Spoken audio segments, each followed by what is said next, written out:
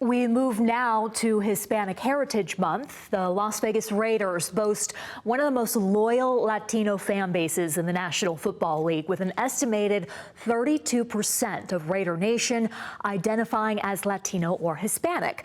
Nevada Week's Maria Silva shares how two trailblazers helped spark this strong support of the silver and black. Bienvenidos to the Las Vegas Raiders headquarters. I'm about to head inside where we're going to talk about living legends Tom Flores and Jim Plunkett, Viva los Raiders, and Familia.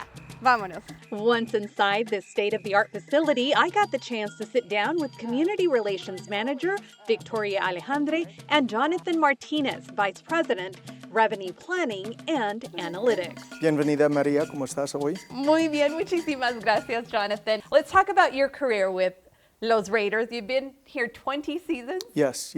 I'm entering my 20th season now with the Raiders.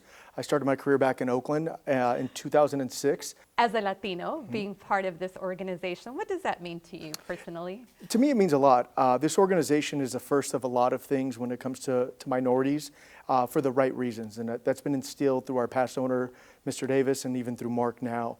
And, you know, with the history of what has happened with the Raiders through the Latinos, with Tom Flores being the first Hispanic head coach to win a Super Bowl. We were the best team. We deserve to be world champions. I'm proud of you. I'm proud of you. With Jim Plunkett also being the first Hispanic quarterback to win a Super Bowl for the Raiders. It's a lot of heritage that is deep-rooted within not only them, but also our fan base. You know, Al Davis saw something in me that he thought I could help the ball club, and it worked out for him, worked out for me, and you know, as everybody says, I'm proud to be a Raider. Representation matters in any field. What needs to be done so we see representation out on the field? I think the NFL is doing a good job with some of the pathway programs, but that's a difficult one, right? Because I think it starts at the youth and then high school and then collegiate level. So I think it's just, you know, maybe having additional scouts that focus on Mexico, those types of things. But again, there's hundreds, if not thousands, of individuals that want to become professional athletes, especially in the NFL. So I think that's a challenging one. Putting dedicated resources to that, I think that's tough. You know, for an organization to come in and look at, do you do an international scout? You know, that might be an opportunity, but that's a tough one. We need more Tom Flores. Yeah, we do need more Jim Tom Flores. Plunkett's out there as well. And let's talk about Familia. It's a wonderful organization within the organization. Yeah, so it's our employee research group. It's our 2.5 years into Familia, and it's been great. I sit as the executive sponsor for Familia. Right now we're sitting with around 62-ish members within the organization that are part of that group.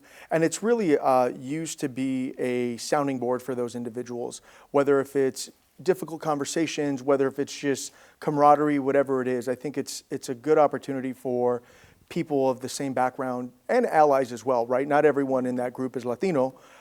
It's people that want to support the Latino cause as well. When you yourself hear Viva los Raiders, what goes through your mind? It's just an opportunity to celebrate the heritage of the Latino fan base.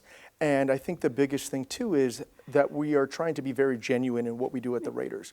I think that we realize how important the fan base is to us, and our marketing department and our game entertainment department has done a very good job of incorporating that through the years of the history of the Raiders with Hispanic Heritage Month. And it's not just during Hispanic Heritage Month, which is really important as well. Let's celebrate throughout the year. I completely agree. I think it's just an opportunity for us to showcase more throughout that month. But you're right, this is something that we do consistently, whether if that's here domestically or even internationally with our Global Markets program in Mexico. Another thing that was really touching for me on a personal level was to read some of the testimonials from your fans on your Viva los Raiders part of your website. And I have one here, and I would love for you to read that if you don't mind. Yeah, absolutely. I became a Raiders fan because my tios and tias are all diehard Raiders fans. The Raiders' grit and rebellious spirit felt like home. Sundays were sacred with silver and black everywhere. My family lived and breathed those games, and I got hooked on the legacy, the underdog energy, and the unapologetic toughness. So I grew up in LA, so I had the opportunity to really have the Raiders in my backyard when I was growing up before they relocated to Oakland. So for me, I had a ton of family that were diehard Raider fans. My uncles, cousins, all those types of things. Full transparency, my parents were bigger college fans than anything, but you know, they're the biggest Raider fans to this day now. But I had a lot of friends growing up big Raider fans. So to me, this is exactly hitting home of what we're used to seeing, right? The passion and the reason why people became fans, whether if it was tradition through family, whether it was they love the style of the play of the Raiders, whatever it is, this really just hits home. Viva los Raiders! Victoria, if anyone knows the community here in Southern Nevada and Las Vegas, it's you, because born and raised here. Yes, I know. I'm so excited to talk a little bit more about my experiences and everything we do with the Raiders. And let's talk about some of the events happening throughout the year, but especially during Hispanic and Latino Heritage Month. Yes, so we do have an annual event, Huddle and Grow. So we normally bring in panel speakers.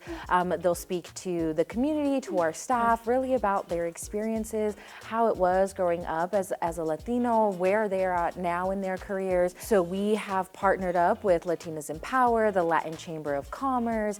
We do the Las Vegas Metro Police Department Hispanic Coalition Alliance. And how wonderful as well, not just the players that the kids see, but behind the scenes. I mean, I'm sure you speak to young Latinas, young kids, young ladies here in Southern Nevada, young men, and they see you and they're like, wow, if she can do it, I can do it too.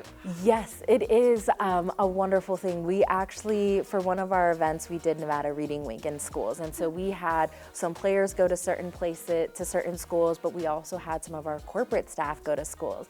And so to see those kids come in and say like, you work for the Raiders, you're a girl. And you're like, yes, if we could do it, you can too. Like, football is important, and yes, we need all of our players on that field, but there's so many things that happen off the field that you can be a part of too. And so then people will be like, but you're also Latina, and you're like, yes, we are here and we are coming into the sports industry, and we have been, but I think they just didn't see that. And so to be able to say like, oh, I met someone from the Raiders who was a Latina, I could do it if she can too, and to be able to inspire them and empower them at such young ages is really a sight to see. What message do you have for Raider Nation and Viva los Raiders fans?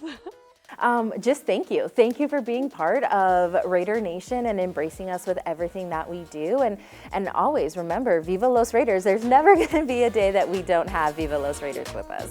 Thank you to Maria Silva for her reporting. It sure was hard to get Tom Flores into that Pro Football Hall of Fame. Don't you think it's time to get Jim Plunkett in as well?